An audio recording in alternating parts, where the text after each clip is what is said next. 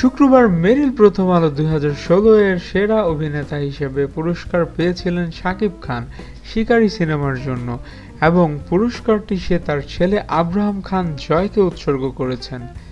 শাকিব খান সাথে সাথে পুরস্কার বিতরণী থেকে বের হয়ে চলে যান অপু বিশ্বাসের নিকেতনের বাসায়, যেখানে শাকিব খান এর ওয়াইফ অপু বিশ্বাস ও তাদের ছেলে আব্রাহাম খান জয় থাকেন।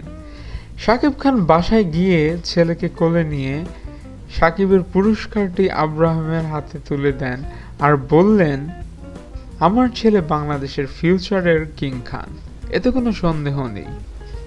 আমাদের ভিডিও ভালো লেগে থাকলে অবশ্যই চ্যানেলটি সাবস্ক্রাইব করতে ভুলবেন না। ধন্যবাদ।